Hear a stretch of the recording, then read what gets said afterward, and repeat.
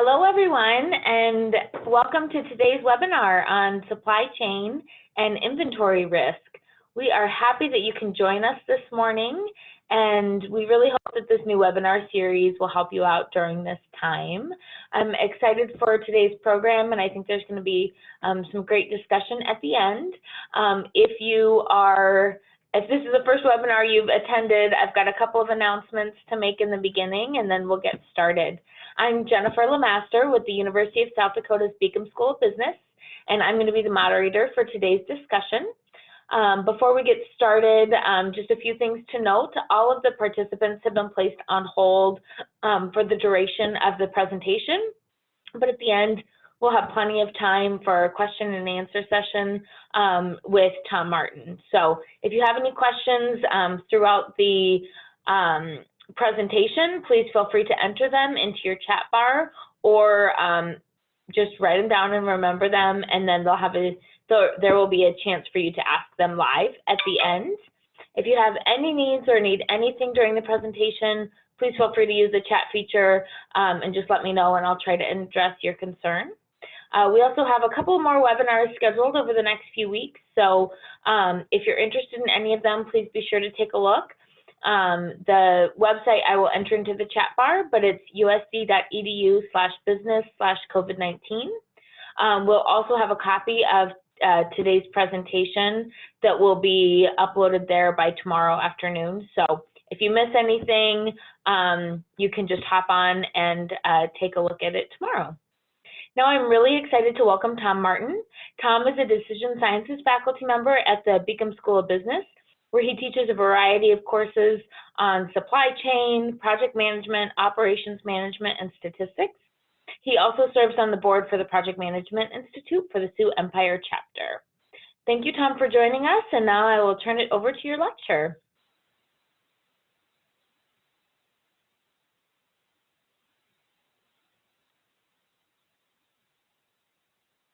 Well, good morning.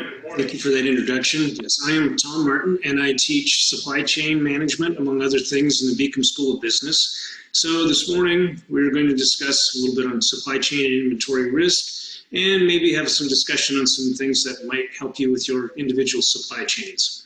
So we'll cover these things, some a little bit more in depth than others. First off, let's look at what our current situation is, and we can visualize our supply chain as, the old game of tug of war. So under normal circumstances, we have the producers on one side, the consumers on the other, and the consumers are pulling on the rope, pulling whatever that item is, your product, your service, through the supply chain, and in turn, that little bit of tug that we give back brings their cash, their money back to us, the producer.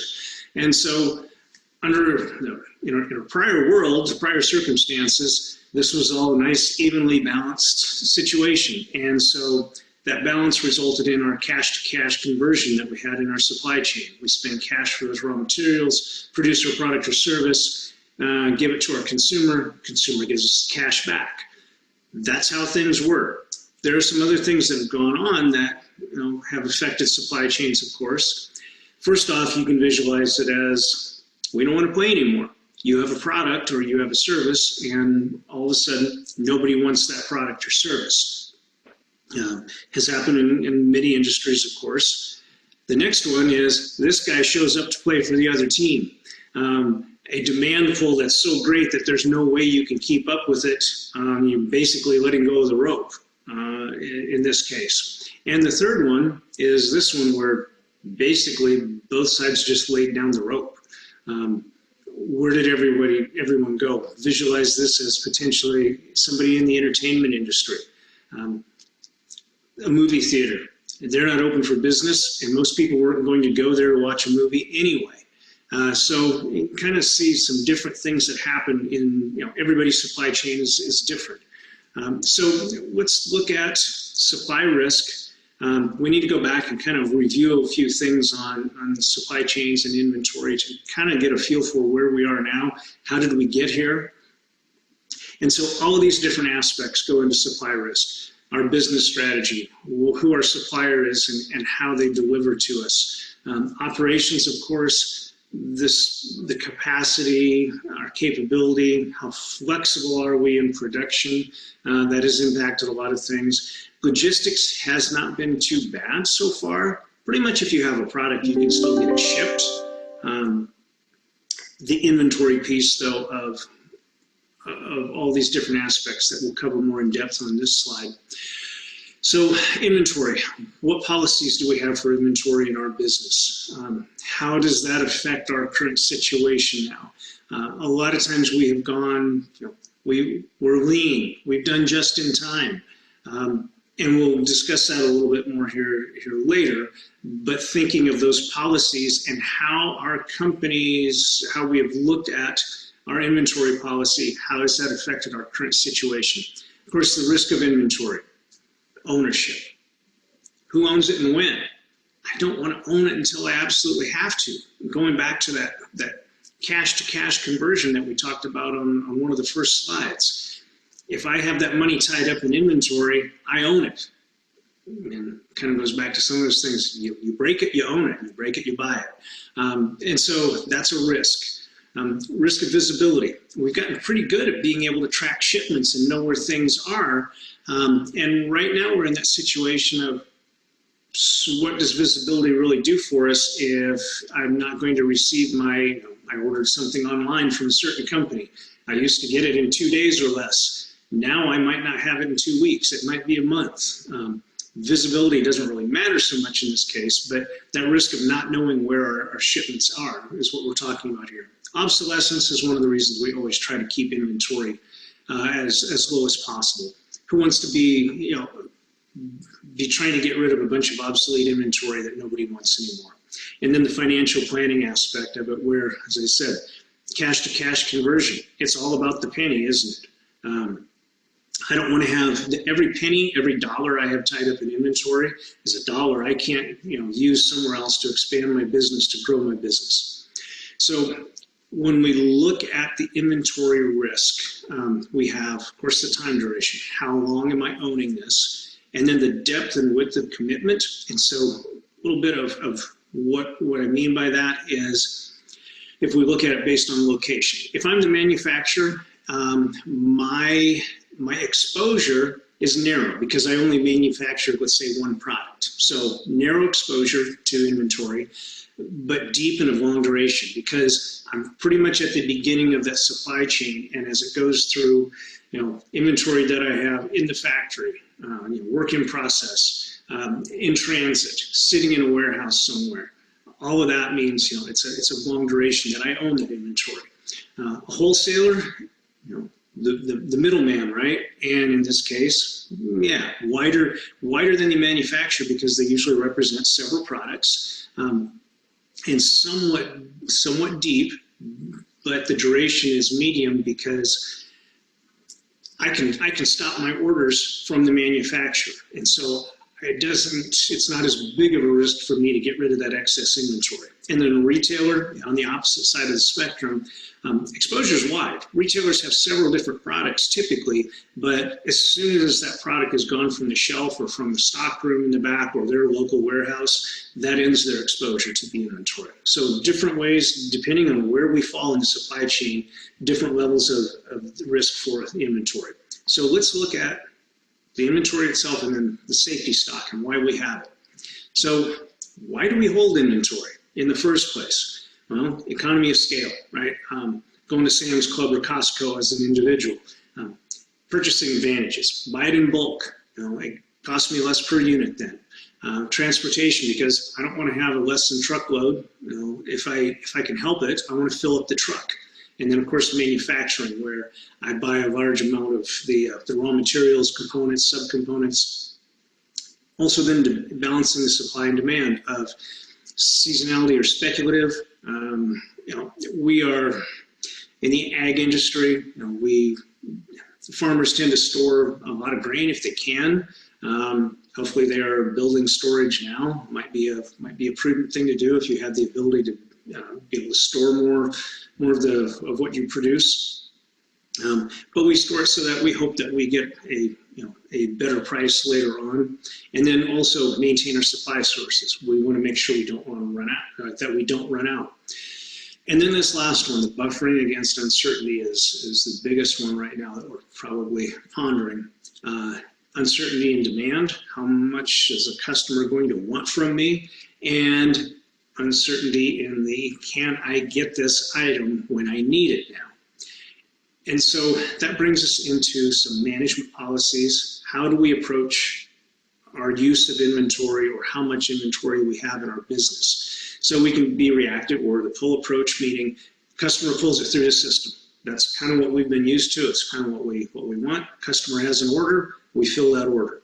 Planning approach, of course, we use all of our data that we have available. We do good forecasts, and we can position inventory where we either think or we know it's going to be needed. If I have a sale going on, I know there's going to be more demand for that item in that location. And then, of course, hybrid, where we do a little bit of both. So let's go back and look at some of these assumptions that we, in the past, have used to maintain our inventory policy. So everybody contributes equally to profits, no matter where they are, okay? Infinite capacity exists at the production facility. Maybe that's not such a good assumption to make anymore. Infinite inventory available at the supply location. Again, maybe. Performance cycle time can be predicted, and that cycle lengths are independent.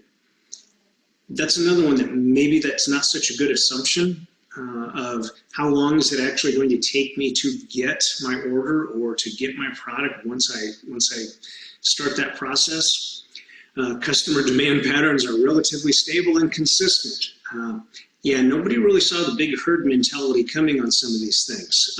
Also, we're dealing with a medical issue, and nobody really could have forecasted the demand for medical devices and just all those different, the surgical masks and other medical products that all of a sudden we need, and we need a lot of them. Each distribution center or warehouse's time and quantity of replacement orders are independent of the others, including the supply source, okay?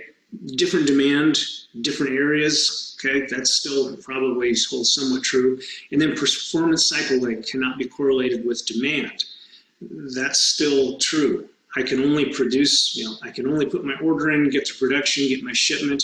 In that cycle time, it doesn't matter what my demand is. Demand, if I normally get 10 units per week, and that's my cycle time, if I have a demand of 100 units per week, that's still going to be independent. There's not much we can do about that.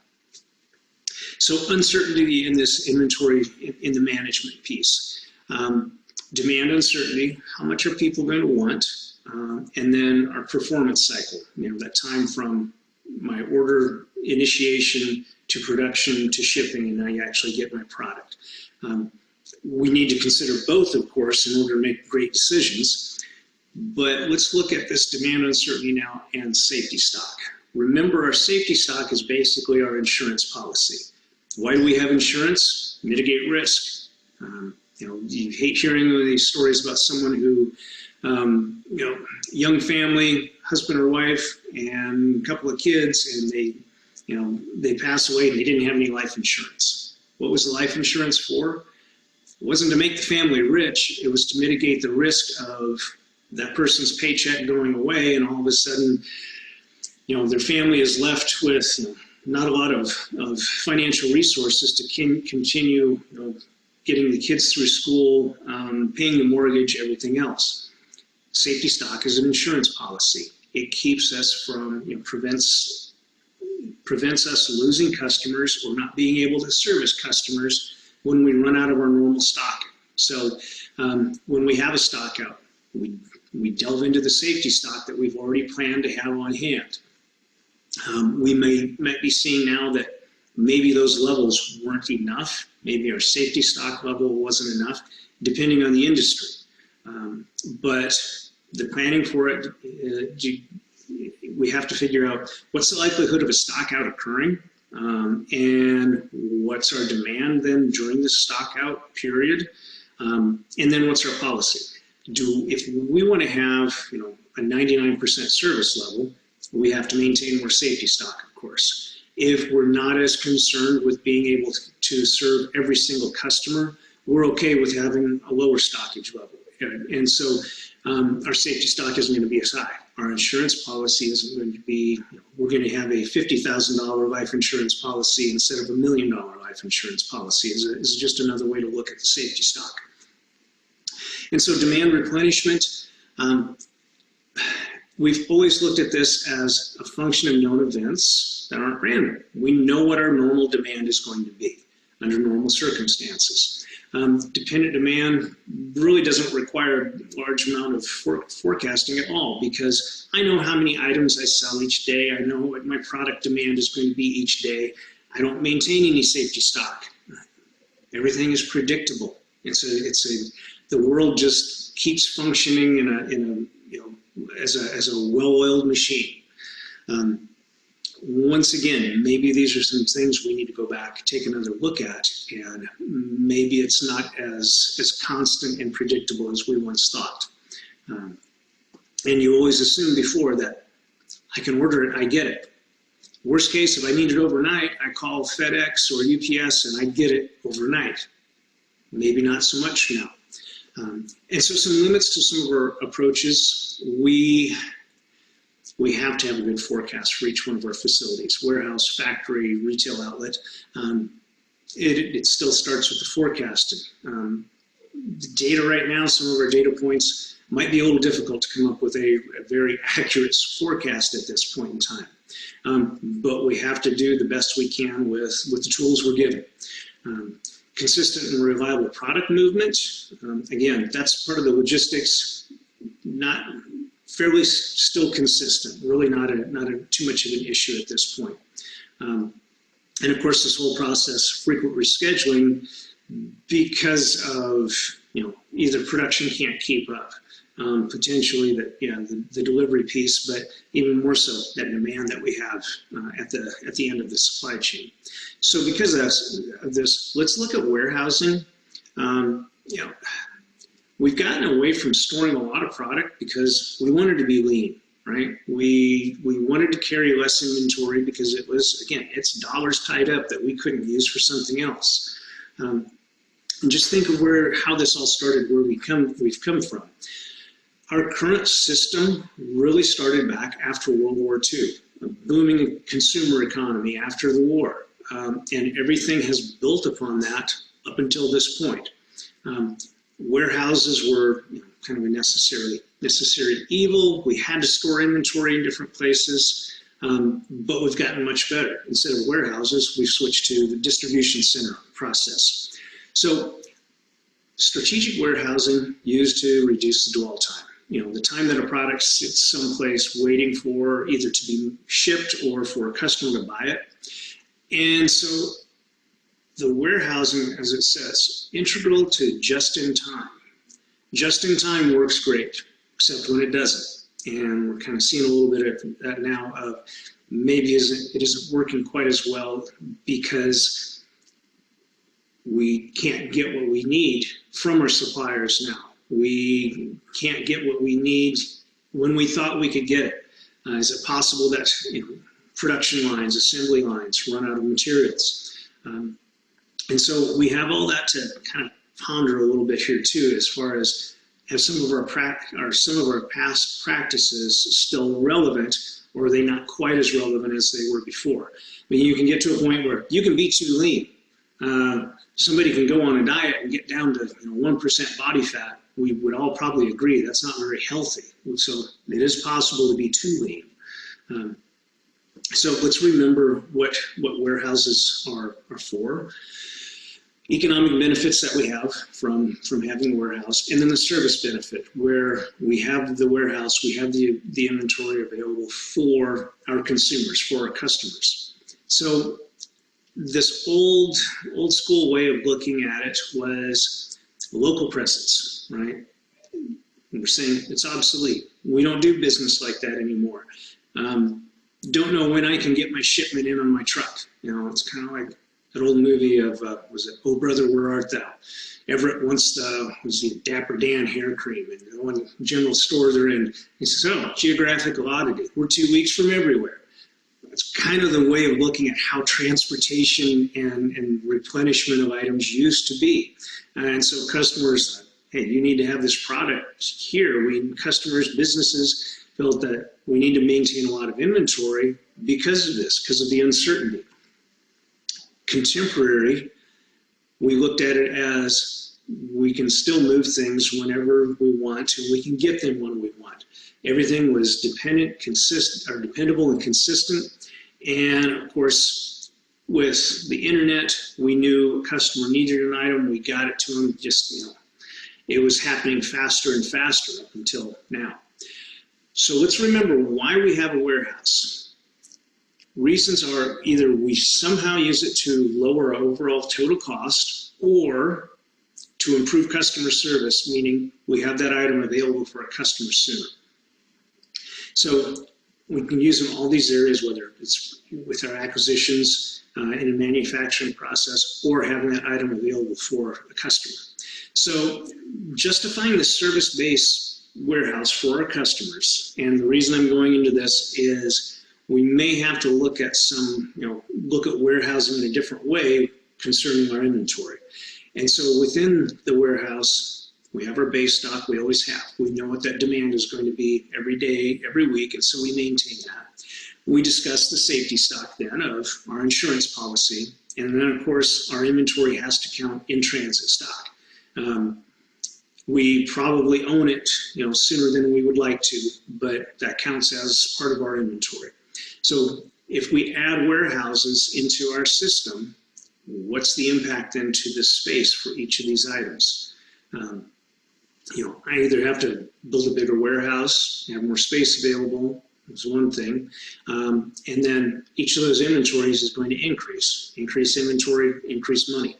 So let's look at some of the things that influence this within our supply chain. So designing our network, our businesses, whether it's our retail outlets, our warehouses or factories, whatever facility it might be.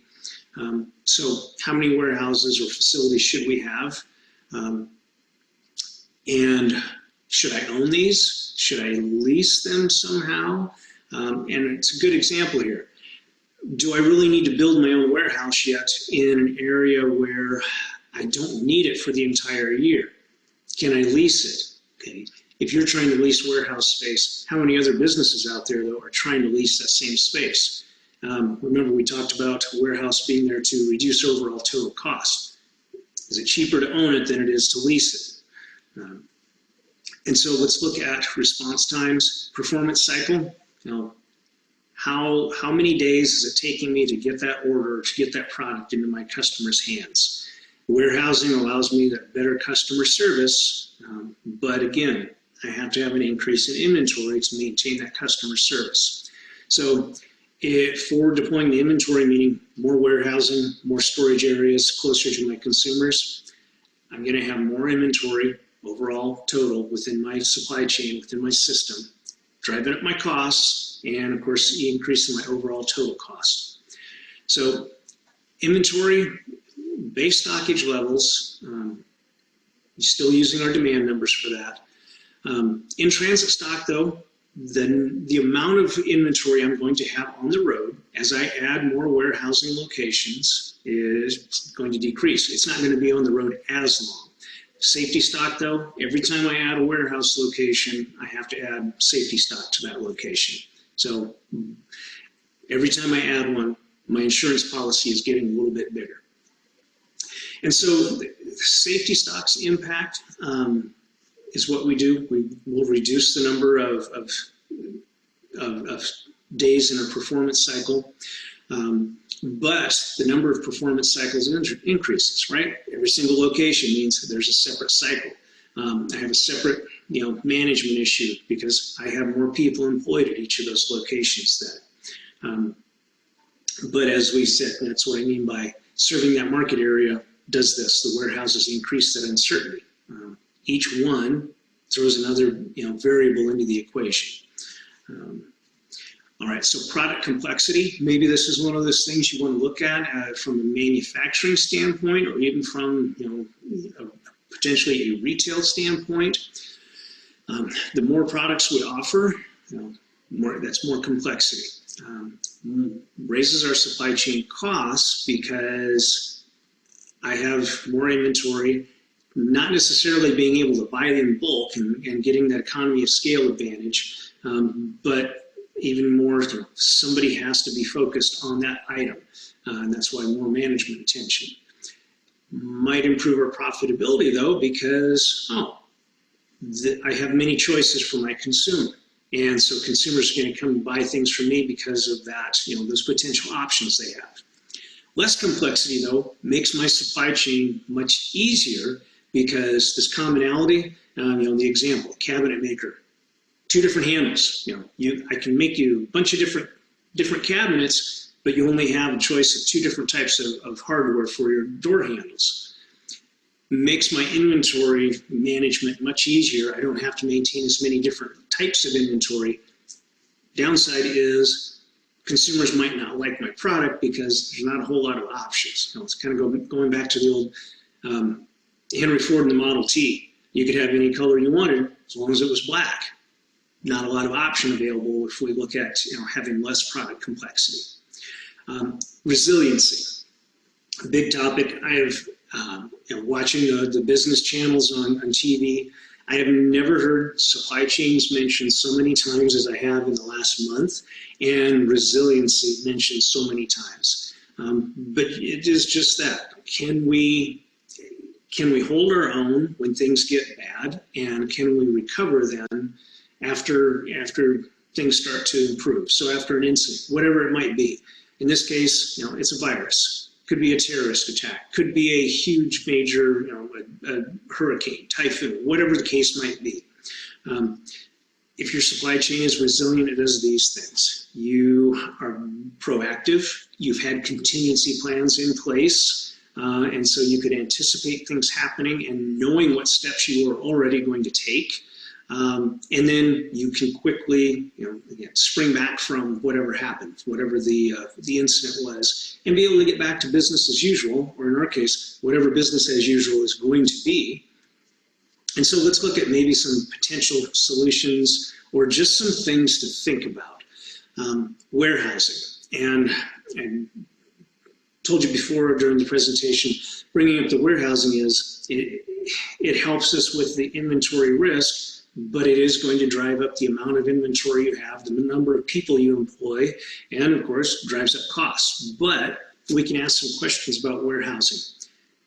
Are they going to be larger or smaller? More larger, a few larger warehouses scattered around, or many smaller warehouses, or maybe neither, maybe just more warehouses and they get bigger because we will maintain more inventory. More services. Are there things then that we can do within the warehouse? I mean, we do postponed production. Does the warehouse kind of morph into a mini factory then, more so than it has already? And more safety stock. How much more? How much money are our companies going to be willing to tie up in inventory, having a higher level of safety stock to make sure you don't run out? There's many items right now that doesn't matter. You can make as many of them as you want, and nobody still is going to come buy it in some cases. Look at oil. Look at gasoline, ethanol. People aren't driving. It doesn't matter how much I produce. It's just going to sit there. I'll have to put it in storage, or I just don't sell it. But just think of these potential changes in the warehouse. What's that do to my overall total cost within my supply chain? And then let's look at just a few last things. How can I shorten my supply chain? That performance cycle from the time it takes my order to go in till I get my product and I get it into my customer's hands. How can I shorten that chain and decrease that cycle time? Where should I locate manufacturing? And maybe what should I produce? Am I not producing the right things? What service providers and value-added services could I use to help me meet my market, to meet my customers' demands? Contracting, is that still a valid process if I use a lot of contractors in my business, or subcontractors, suppliers, etc.?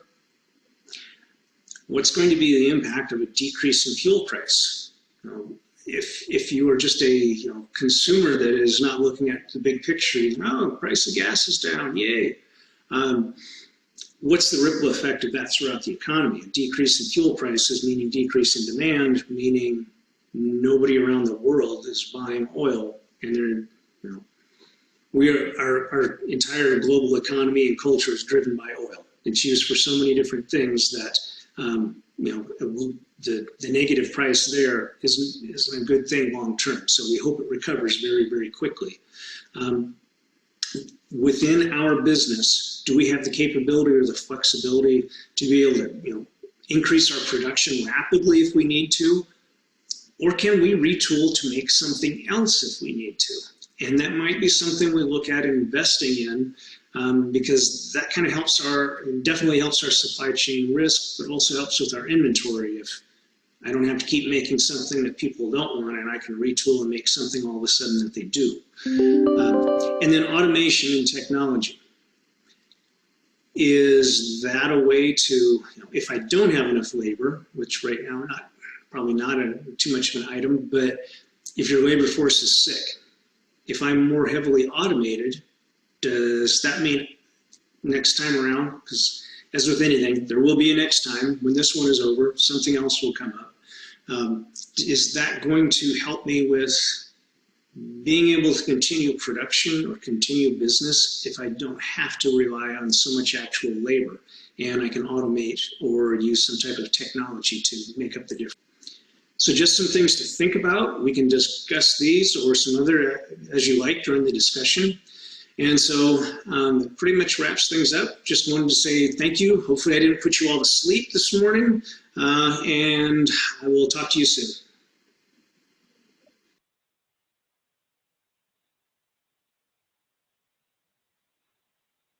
Excellent. Thank you so much, Tom. That was great and covered off a lot of topics.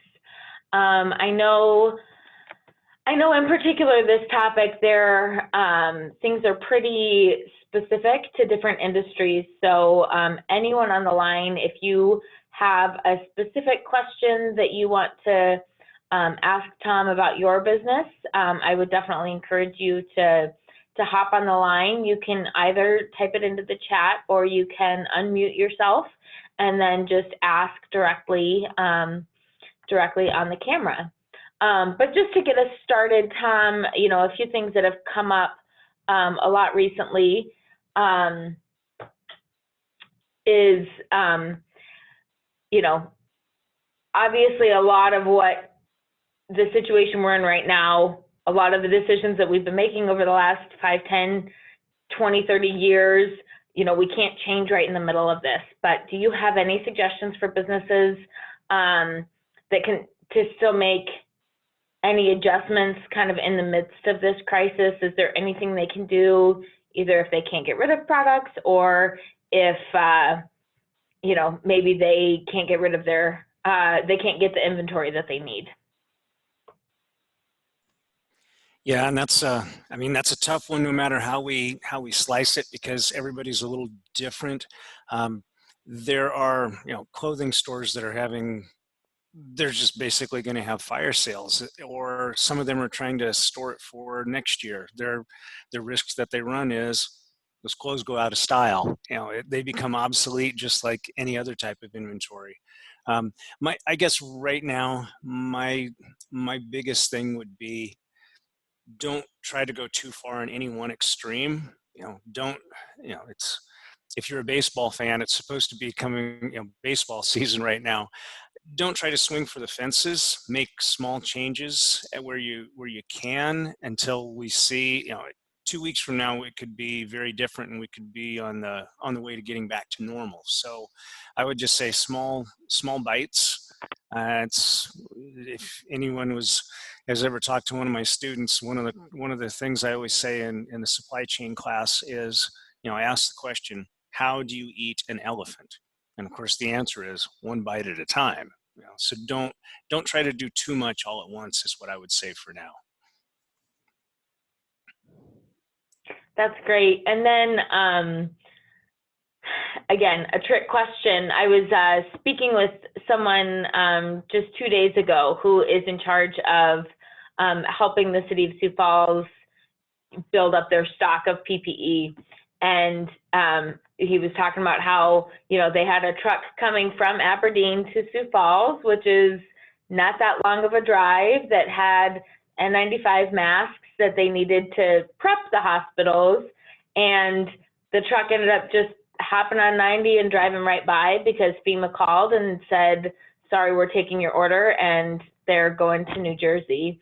I know there's also a lot of other industries that use these masks that are still trying to operate, like construction, but obviously, as it should be, all priorities are going to the hottest areas that need it, to help treat patients. But is there any way around that, or any recommendations that you might have? I mean, not necessarily a recommendation. It's just what you're seeing is visibility in action. We know where our products are. We know things are we can track a truck out there on the highway now with GPS, and visibility is great when you're trying to find your shipment. But, in a case like this, visibility means, we didn't get our shipment in Sioux Falls. Instead, it was rerouted somewhere else, which that's part of the beauty of visibility in the supply chain. It gives you the flexibility to send that shipment to where it's needed the most. In this case, somebody else evidently had a higher priority than we do. And that's part of that resiliency piece. You just have to be able to get by until you can get what you need and your shipment does arrive. And just be happy if you're in the mask making or toilet paper making industry. Hey, I was Excellent. in Sam's in Sioux Falls yesterday. I have to report, at least as of yesterday, they had racks and racks of toilet paper in Sam's. Good to know. All right. Would anyone like to open up their line and hop on and ask Tom a question specific to your business?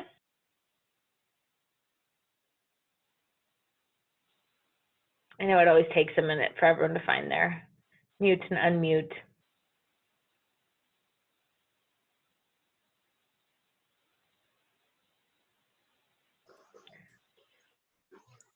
Or it's just a typical class and I put everybody to sleep. That's always a possibility. Hey, Jennifer, this is Kelly Weaver with the SBDC in Aberdeen. Hi. I don't have a specific question, but kind of to Tom's point about, what happens if you have a stock of product that you can't get rid of. And on a couple other calls I've been listening to over the last couple weeks, a speaker made these comments, and I just kind of keep going back to them all. And I think Tom's point about trying baby steps, but some questions they could ask themselves would be, what do I sell? Maybe I don't, obviously if you have a stock to get rid of, that's what you sell, but who do I sell it to and how do I sell it? Tom mentioned like a clothing store. We have one boutique here in Aberdeen who's been really awesome about having little fashion shows basically on Facebook, where she'll do a Facebook Live. She'll show a product and talk about it and how it can be used, maybe pair outfits together, have a number on them so that people can just in the Facebook message say, yep, I'll take number 8, and then she puts it outside her door and they come pick it up, or they make arrangements for a transfer somehow, or she'll ship it to them. And she did some of that, pretty well before this all happened. She was comfortable in that mode, but she's really taken it up a step in that regard. And, you hear some of the industrial paper makers who, okay, we don't have to supply toilet paper to the Sanford Premier Center right now. So where is all that? They're repackaging that for more consumer use or finding other outlets for that. So just thinking creatively about what you do have. And in the meantime, it might be a short-term change, but it might be something that you continue to do long-term after this too, if it's something that works. And that's great. Yep, that is very true. Just being as creative as you can. What a cool idea, having a little fashion show, because when I say, that's a small step. Somebody who was trying to swing for the fences might have just said, oh, we're just going to mark everything down all at once and get rid of everything. Whereas, in this case, this business is probably maybe not business as usual, but still functioning a little bit closer to usual than they would have been. Again, it's not, trying to sell it at pretty much the same price that they had sold it at before, and keep engaged with their customers too. That's the other part of it.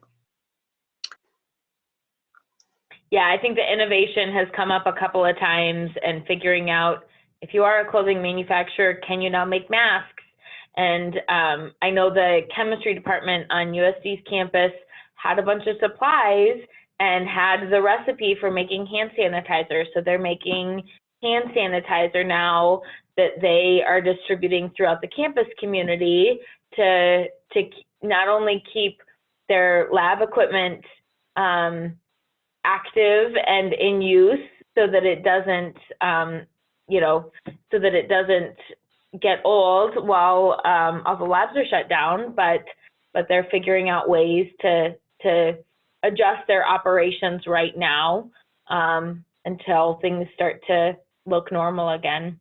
And I think this is a great, all of the tips and everything that Tom covered off are really great to remember. And I would encourage everyone in a month, 2 months, 4 months, when things are starting to hopefully feel a little bit normal again, to, rewatch that 30 minutes and think about how are we going to adjust our course, because, we won't always be living in a pandemic situation. So like Tom said, you don't always have to be, in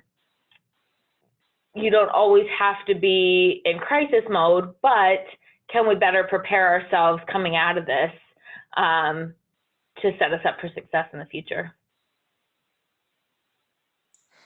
And when you relook things, keep in mind, when I'm discussing warehousing, I kind of kept that on the macro level. Everybody has a warehouse.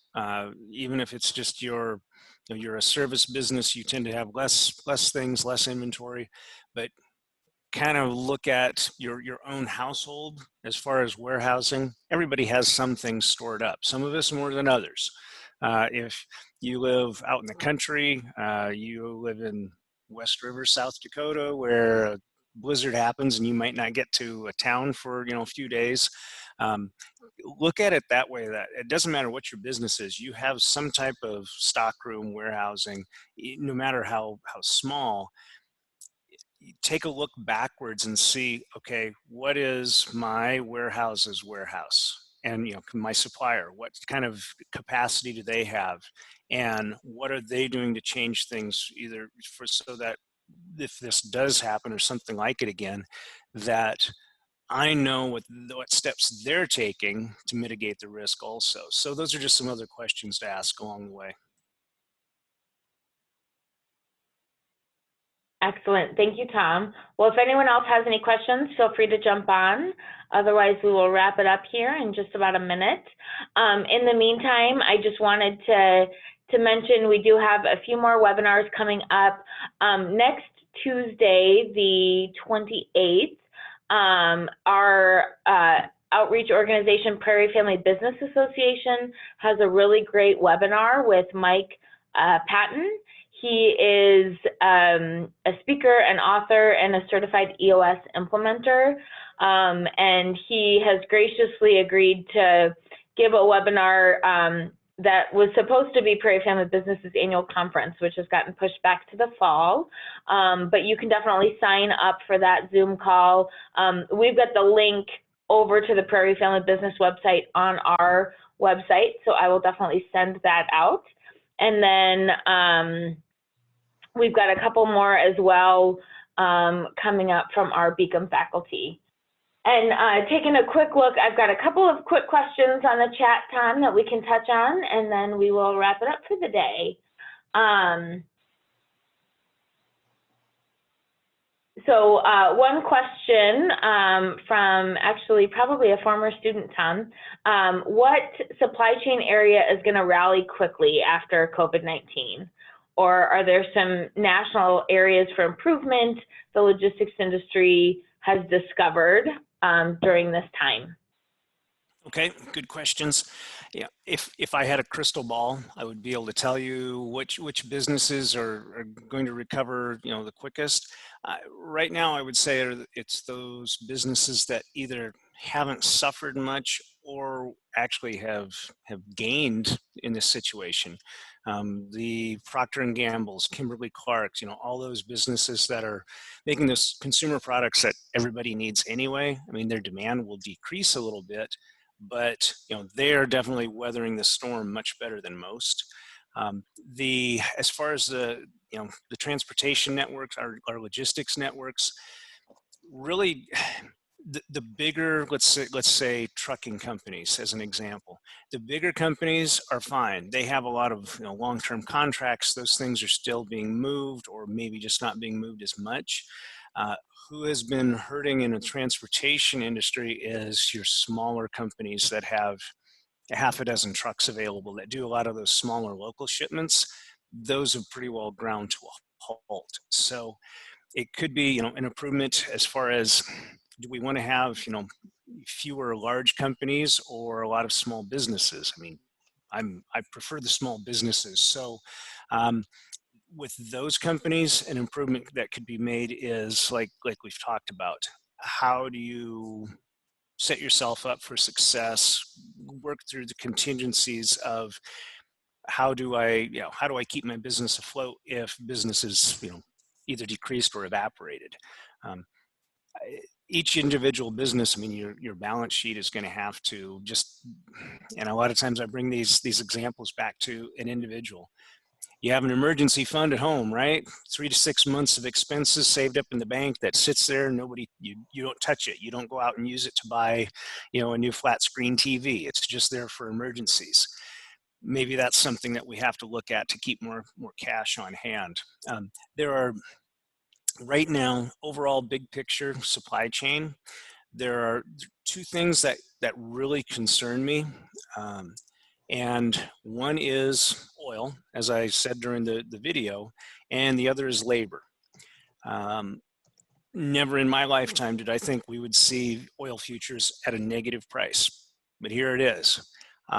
So never did I think we would have oil below $20 a barrel, and yet here it is. The ripple effect for that being, are we ready for $2 bushel corn in our state? That can't, some people would say, oh, that can't happen. As we've seen, anything can happen. The ripple effects through our economy because of our, we are agriculture. So that's why I said more storage possibly for, for grain farmers. There's only so much of that you can send to market on the hoof, to the feedlots and such. And because oil is connected to so many different things, if the price of oil is so low, of course, globally, the demand for products is going to be lower. People aren't working, they don't have jobs. So that's one thing that I'm watching very closely. The last couple of days, that price has gone up by a couple bucks on the futures markets, which I never thought I'd cheer the price of oil going up, but actually I am. That's a good sign. The other piece with the labor. Unintended consequences of government help, right?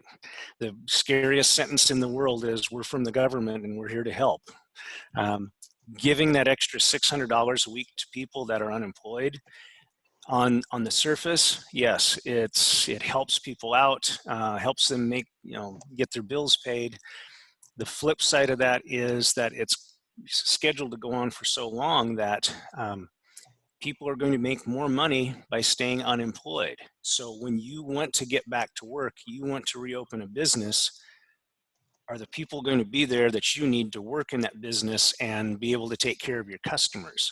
That is that's an X. That's a variable out there right now that, I mean, you can look at it morally, ethically, well, you should work if you can, but yet, in a financial aspect, somebody's making an extra, because of that extra $600 a week, $15 an hour employee at 40 hours a week, $600 a week anyway.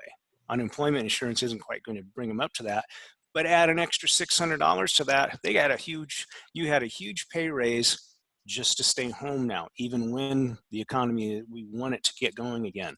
My fear is we have a lag and we don't get started quite as rapidly as we thought we were going to and as we should. So those are two things I'm watching, and I'm sure a lot of you probably are watching the same things. Thank you, Tom. Yeah, those are all very good points, and we'll just wait and see and hope for the best for sure. One last point that was made on one of our earlier webinars with the SBDC and the SBA, they did mention that inventory spoilage can be covered within that EIDL loan. So if you have gotten one of those, or if you're still waiting, and hopefully now that the program got refunded, you'll be finding out soon about that. Definitely be sure to be thinking about that, because that can at least help you out in the interim if you have some inventory that will no longer be good once we come through all of this. All right, well, thank you so much. Thank you, Tom. That was wonderful. And I will send out the link to this recording for everyone once it's posted up on YouTube. So please feel free to share it with anyone that you think might be beneficial, or like I said, bookmark it in 3 months and revisit it and see how you might make some changes after the fact. So thank you very much.